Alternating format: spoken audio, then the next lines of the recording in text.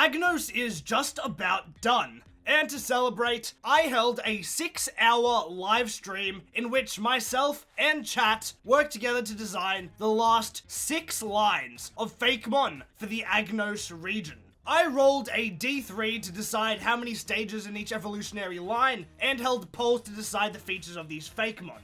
After a couple wars against the headless chicken, we came up with quite a few cool new Pokemon. Now, I will mention that theoretically, some of the new guys would be on the teams of some trainers, but it's a bit too late to do anything about that now. The first line we worked on was a 2-stager and the only fossil Pokemon found in the Agnos region. Enter Rocrock and Fulgagnaw.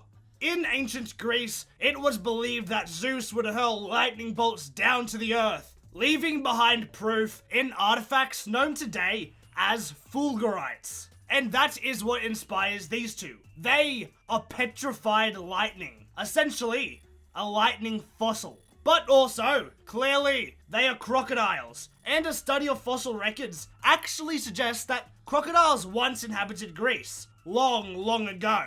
But Agnos is set in the ancient past, back in 420 BC. I don't reckon they had these big, crazy machines that could bring fossils back to life. So instead, we're gonna treat it like an egg. With the Croc fossil in your party, walking 7,710 to 7,966 steps in one of the lands of the deceased will cause the resurrection of a Rocrock upon returning to the overworld. Essentially, by having it in your party for that duration of time, the land of the deceased will be tricked into considering it as a part of your team, and reanimate it. Rocrock, the Croc Pokemon's jaw, is a literal croc, and I think that's fucking great. His name comes from rock, croc, and crocodile. Rocrock loves to be crushed by big, stinky feet. They were hunted to extinction for their durable and waterproof skin. Thanks for that one, chat. His abilities are either Anger Shell or Rough Skin. Intimidate for its hidden ability, and as it's a fossil, its egg group is undiscovered. Now, one change I did make to him is his type. We settled on having it be a plain rock type, but I figured he should be a dual electric rock as well, seeing that he's based off of and made out of fulgurite. And then we have Fulgagnaw, this absolute bloody unit. The etymology behind his name pulls from fulgurite, gag, gnaw, and full. He is dubbed the Drip Pokemon, and even has himself a set of kicking crocs of his own. But now shit's serious. He's in sports mode. We decided on giving him a big, bulky, and rocky body in a gorilla stance. And on the end of his tail are the remains of a skeletal bird that he uses to pick his teeth. The bird is inspired by the mutualism between the Nile crocodile and the Egyptian plover. Fulgagnaw's bold fashion statements were part of the reason they went extinct. They do not breed with anything they deem less drippy than themselves.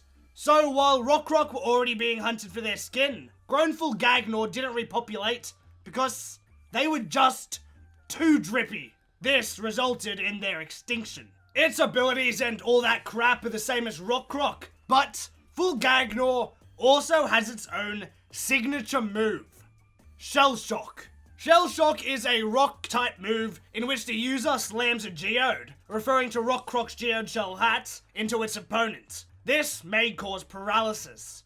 Oh, and also, it's canon that they absolutely fucking loathe Stunfisk. The next line was rolled as another 2-stage evolution, and chat decided they wanted their own regional or archaic Yamask and a Something-Rigus. Archaic Yamask, the spirit Pokemon, came about after the souls of fallen gladiators clung to the vase its last opponent drank out of. They carry around a pottery shard, supposedly protecting them from dying again. Their egg group is mineral and amorphous, and they have their own signature ability, Terracotta Armor. Pokemon with Terracotta Armor gain a boost in their defense when hit with a fire-type move. After collecting 6 of these shards, Archaic Yamask may evolve into Amphorigus, the vase Pokemon. Its name pulls from the word amphora, a two-handled storage jar, often used to store wine, olive oil, milk, or grain. And famously, some of these containers were painted with red or black figures. In this particular instance, a relief of Alphonse wrestling the shiny archaic Arcanine is depicted, though they would come in a variety of different reliefs. 6 souls united into one, their minds too became one. Amphorigus constantly relives the scenes depicted on their bodies, effectively always battle ready. As a gladiator, he is equipped with a shield and spear constructed of jar shards. Oh, and he is also based off of the GOAT of Elden Ring, Iron Fist Alexander, which also adds more reason for the terracotta armor ability. There's also a Spirit Totem Amphorigus you can find in a cave as a Let Me Solo reference.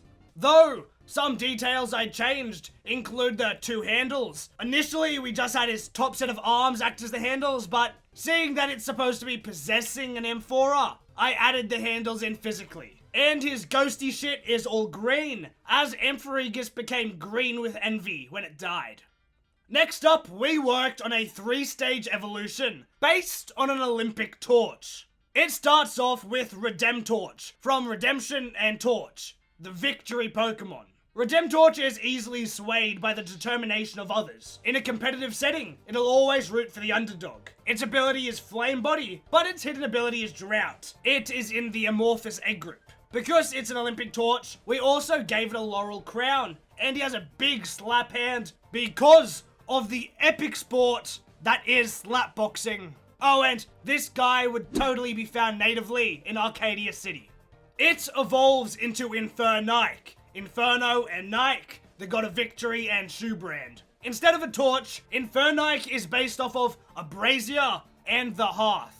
In ancient Greece, braziers were used to burn charcoal for cooking, heating, or cultural rituals. The hearth, on the other hand, was the symbol of Hestia, and there was a hearth in every government building. The fire was sacred and represented the spirit of the community. Lusting for the sight of battle, Infernike will claim territory and slap around those who oppose it. After a brutal fight, it will heal its opponents as a show of respect. That's the extent of Redemtorch's natural evolution, but by bringing an Infernike to Corbin in the Forge, you can evolve it into the man-made Pokemon Thermorelic, from thermogenic, tending to produce heat, and relic. Thermorelic is based off of the Lighthouse of Alexandria. Whilst the Lighthouse of Alexandria is located in Egypt, the Greeks had known trade routes with Egypt, and Alexandria is named after Big Alexander the Great. This Pokemon has been completely remade as an electric steel-type automaton. Artificially created by the Gamma Resistance, Thermorelic watches over ongoing warfronts. The light it emits from the top of its tower is bright enough to be seen by soldiers from many miles away. Unlike its pre-evolutions, Thermorelic has the ability Thermal Exchange and the hidden ability Electromorphosis. Line 4 was another 2-stager based off of Icarus. The story of Icarus is a tale of hubris. Daedalus, the architect responsible for the Labyrinth of Crete, and his son Icarus were imprisoned by King Minos after Theseus had managed to escape. King Minos suspected that Icarus and Daedalus had revealed the secrets of the labyrinth to him, which is not entirely untrue. To escape their imprisonment, Daedalus constructed wings of wax for he and his son to fly on. Daedalus warns his son not to fly too close to the sun, but Icarus ignores his father, and his wings of wax melt. Dead. And so, Icapillar and Flutterflare are moths, drawn to the flame. To be specific, they are silk moths, but instead of producing silk, they produce wax. It starts off as a little itty-bitty Icapillar, a silkworm that is constantly vomiting wax. Its name comes from Icarus, caterpillar, and Ick, as it is known as the ugly Pokemon. Ew, gross! Hick, puh! I spit on thee! Chat made the Pokédex entry pretty depressing.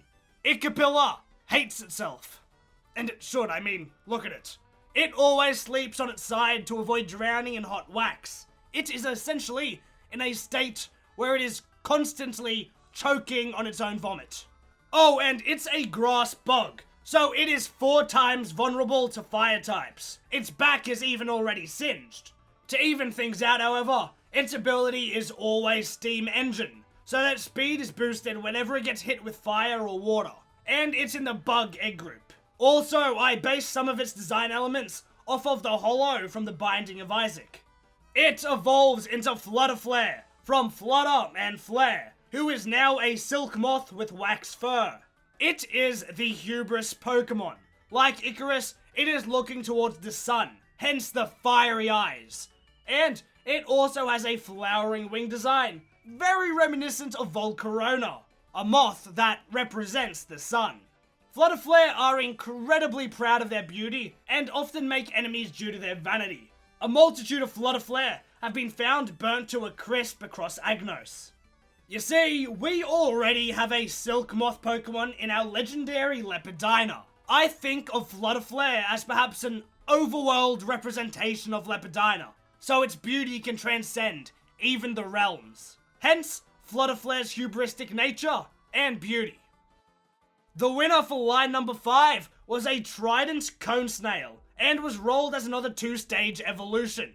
The words behind Escarode are escargot, as in the cooked snail dish, and erode, because Escarode is a poison type. I'm a big fan of water Pokemon that aren't water types, though it is in the Water 3 egg group, as well as Bug. Cone Snails are really fucking cool because their mouths have a blowgun-like structure, which shoots a barbed tooth at 400 miles per hour. These darts are incredibly poisonous as well. The sting from one of those can be fatal. And this is why Escarode is the launch Pokemon. It uses its shell like a harpoon gun or a cannon. The Pokemon can propel its spear with unfathomable speed. It is generally nocturnal and keeps to dark reefs. Its normal ability is either Swift Swim or Sniper, and its hidden is Corrosion. Oh, and it is also based on Poseidon's Trident, hence Escarode's tri-pronged snail eyes. Its evolution has more ties with Poseidon, even its name, Neptank, which pulls from Neptune, the Roman equivalent of Poseidon. The other part comes from Tank. No longer is he a simple cannon. Now, he's a fucking Da Vinci tank with multiple guns. Neptank's body is made out of mercury, liquid metal, which is also incredibly poisonous. This explains its new typing of Poison Steel, and category, the Mercury Pokemon. From its tank guns, it shoots harpoons coated in liquid metal, forming tridents with mercury as it's propelled. Despite its small stature, Neptank's shell shields it from harm. The toxins it secretes are strong enough to kill a Wailord. And the final line of Pokemon we made for Agnos was a single stage. Chat was adamant in making a Convergent Pokemon, and so we decided on Pomemuku, a Convergent Pokemuku based on pomegranates. The pomegranate Pokemon grew to appear like an upside-down Pokemuku with spider-like legs. The giant, gaping mouth atop its head reveals a multitude of eyeballs in place of seeds. It is a grass ghost type, as well as the rot Pokemon, as pomegranates are associated with Hades and Persephone, and are known as the fruit of the dead. In the mythos, Persephone ate 6 seeds of a blood-red pomegranate, which tied her to the underworld. As she ate 6 seeds, it was decided that she would spend 6 months with her mother, Demeter, and 6 months in the underworld with her husband, Hades. Despite its innocent demeanor, it is considered to be a cursed being that causes suffering. Pomemuku doesn't need food nor drink. It feeds off of the souls of those who mistake it as a berry. So if you accidentally try to eat a Pomemuku, its face will open up Demigorgon style and curse your fucking ass. Its ability is Shadow Tag, because the pomegranate seeds tie Persephone to the underworld, and its hidden ability is Compound Eyes, for obvious reasons. It is in the Grass Egg group. And that's all 6 of the Pokemon lines that chat and I came up with. The last of the Agnos Region's Pokédex. We got a Fossil Pokemon, a Convergent, an Archaic Form, a man-made evolution, a Something-Rigus, and some really solid designs. I think these came out really well. A massive thank you to all the viewers that came out to check the live stream and participated in chat. These are the Pokemon that you designed, that you created. Thank you everyone for watching. Please do us a favor and subscribe. I'll catch you fellas later.